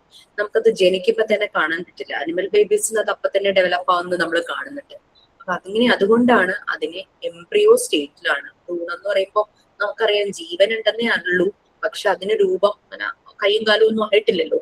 അപ്പൊ അങ്ങനെ ആകുമ്പോഴാണ് നമ്മൾ അതിനെ പൂർണ്ണ വളർച്ച എത്തിയെന്ന് പറയുന്നത്. അതുപോലെ അതിന്റെ മനസ്സും ആ ഒരു സൈക്കിക് പാറ്റേണും ഡെവലപ്പ് ആയിട്ടില്ല, അതെപ്പോഴും ഭ്രൂണാവസ്ഥയിലാണ്. അതുകൊണ്ട് മോണ്ടിസോറി അതിനെ വിളിച്ച പേരാണ് സ്പിരിച്വൽ എംബ്രിയോ. ഇത് നല്ല രീതിയിൽ ഡെവലപ്പ് ചെയ്യാൻ 2 കണ്ടീഷൻസ് വേണം. നമ്മൾ ഓൾറെഡി പറഞ്ഞു പോയി അത്, അതായത് സറൗണ്ടിങ്സ്, അവർ വളരുന്ന ആ ഒരു സാഹചര്യം. ഇനി നല്ലൊരു സാഹചര്യം ഉണ്ടാക്കി വെച്ചാൽ പോരാ, അവിടെ കുട്ടിക്ക് നല്ല ഫ്രീ ആയിട്ട് വളരാൻ പറ്റണം, അല്ലെ? കുട്ടിയെ തടസ്സപ്പെടുത്തുന്ന കാര്യങ്ങളൊന്നും അവിടെ പാടില്ല. അപ്പൊ അതിന് ഫ്രീഡം പ്രൊവൈഡ് ചെയ്യണം. ഇതാണ് 2ാമത്തെ കണ്ടീഷൻസ്, സറൗണ്ടിങ്സും ഫ്രീഡവും. ഫ്രീഡത്തിന്റെ കാര്യത്തില് ഫ്രീഡം വിത്തിൻ ദ ലിമിറ്റ്സ് ആണ്. അത് മോണ്ടിസോറി ക്ലാസ് റൂമിലും അങ്ങനെ തന്നെ ഫ്രീഡം വിത്തിൻ ദ ലിമിറ്റ്സ് ആണ്. അതായത് നമ്മളൊരു കുട്ടിയുടെ ചുറ്റും ഒരു സർക്കിൾ വരയ്ക്കുവാണെങ്കിൽ ആ സർക്കിളിന്റെ വലുപ്പം കൂട്ടാനും കുറയ്ക്കാനും പറ്റുന്ന കൺട്രോൾ നമ്മുടെ കയ്യിലായിരിക്കണം. അതായത് പട്ടം പോലെ, പട്ടത്തിന് എത്ര ഉയരം വേണമെങ്കിലും പറക്കാം, പക്ഷെ ആ ഒരു ഫ്രീഡം ഉണ്ട്. അത് കൺട്രോൾ ചെയ്യുന്നത് താഴെ അത് പിടിച്ചുകൊണ്ട് നിൽക്കുന്ന ആ ആളാണല്ലേ. കയ്യിൽ നിന്ന് വിട്ടുപോയാൽ അത് പോയി. അതുപോലെ തന്നെയാണ് കുട്ടികളുടെ കാര്യം. അവരെ കൺട്രോൾ ചെയ്യേണ്ട ത്രെഡ് നമ്മുടെ കയ്യിലായിരിക്കണം. അതെങ്ങനെ ടൈറ്റ് ചെയ്യണം, എങ്ങനെ ലൂസ് ചെയ്യണം എന്നുള്ളത് നമ്മൾ തീരുമാനിക്കും, കുട്ടികളല്ല. അപ്പൊ അതാണ് ഫ്രീഡം വിത്തിൻ ദ ലിമിറ്റ്സ് എന്ന് പറയുന്നത്. ഈ ഒരു ഫ്രീഡം കൊടുത്താലാണ് കുട്ടിക്ക് കുട്ടിയെ തന്നെ റിവീൽ ചെയ്യാൻ പറ്റുള്ളൂ. അപ്പൊ ഇങ്ങനെ 2 കണ്ടീഷൻസ് ആബ്സെന്റ് ആണെങ്കിൽ, ഇല്ലെങ്കിൽ നല്ലൊരു എൻവയോൺമെന്റും ഇല്ല, കുട്ടിക്ക് ഫ്രീഡം കൊടുക്കുന്നില്ല, കുട്ടിയെ കൺട്രോൾ ചെയ്ത് പിടിച്ചു വെച്ച് കൂട്ടിയിട്ട് ഒക്കെ വളർത്തുവാണെങ്കിൽ ആ ഒരു സൈക്കിക് ലൈഫ്, കുട്ടിയുടെ മെന്റൽ ഡെവലപ്മെന്റ് അത് നല്ല രീതിയിൽ നല്ല പൊട്ടൻഷ്യലിലേക്ക് എത്തില്ല. കുട്ടിയുടെ പേഴ്സണാലിറ്റി സ്റ്റണ്ടഡ് ആയി പോകും, നിന്നു പോകും, അവിടെ സ്റ്റോപ്പ് ആയി പോകും. അതുകൊണ്ട് കുട്ടികൾക്ക് ഈ എൻവയോൺമെന്റിൽ നല്ല രീതിയിൽ അവർക്ക് ഡെവലപ്പായി പോകാനായിട്ട് ഇവരുടെ ഉള്ളിൽ തന്നെ 2 ടൂൾസ് ഉണ്ട്. ആ 2 സെൻസിറ്റീവ് പീരീഡും അബ്സോർബൻ മൈൻഡും. എന്ന് പറഞ്ഞാൽ വളരെ ഇവരുടെ മനസ്സ് എന്ത് കണ്ടാലും അത് അങ്ങനെ അബ്സോർബ് ചെയ്യും, വലിച്ചെടുക്കും. കാണുന്നതും കേൾക്കുന്നതും കൈ പിടിക്കുന്നതും തൊടുന്നതും അവർ രുചിക്കുന്നതും എല്ലാം ഇവര് സ്റ്റോർ ചെയ്ത് വെക്കുക. അബ്സോർബ് ചെയ്യുന്ന മൈൻഡാണ് അവർക്കുള്ളത്. 2ാമത്തെ ടൂളാണ് സെൻസിറ്റീവ് പീരീഡ്. സെൻസിറ്റീവ് ആണ് അവരുടെ കാലഘട്ടം. അവരവരുടെ സെൻസസ് എല്ലാം യൂസ് ചെയ്തിട്ടാണ് ചുറ്റുപാടുമുള്ള കാര്യങ്ങൾ പഠിക്കുന്നത്. കാണുന്നത് അവരുടെ ഓർമ്മയിൽ ഉണ്ടാകും, കേൾക്കുന്നത് അവരെല്ലാം പഠിക്കുന്നത് അവരവരുടെ സെൻസസ് യൂസ് ചെയ്തിട്ടാണ്. അപ്പൊ വളരെ സെൻസിറ്റീവ് ആണ് അവരുടെ ഈ ഒരു കാലഘട്ടം എന്ന് പറയുന്നത്. ഈ സ്പിരിച്വൽ എംബ്രിയോ അല്ലെങ്കിൽ ഈ ഒരു സൈക്കിക് പാറ്റേൺ, പ്രീഡിറ്റർമിൻഡ് സൈക്കിക് പാറ്റേണിന്റെ ഡെവലപ്മെന്റിന് ഡോക്ടർ മോണ്ടിസോറി കുറെ ലോസ് പോസ്റ്റുലേറ്റ് ചെയ്തിട്ടുണ്ട്. ആ ലോസിന് പറയുന്ന പേരാണ് ലോസ് ഓഫ് നാച്ചുറൽ ഡെവലപ്മെന്റ്. അതൊരു ഫ്ലോ ഡയഗ്രാം പോലെ താഴെ കൊടുത്തിട്ടുണ്ട്.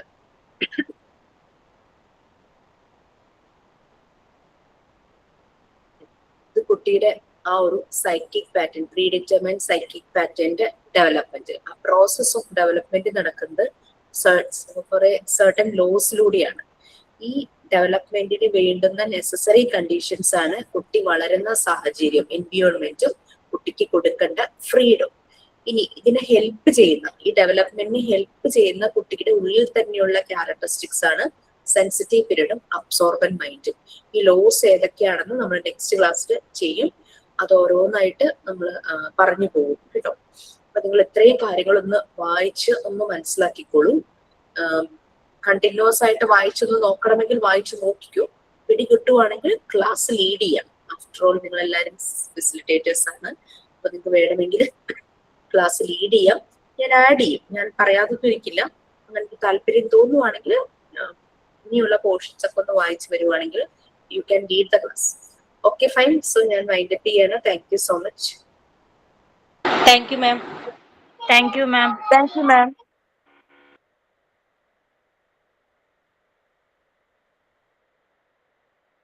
Thank you, teacher.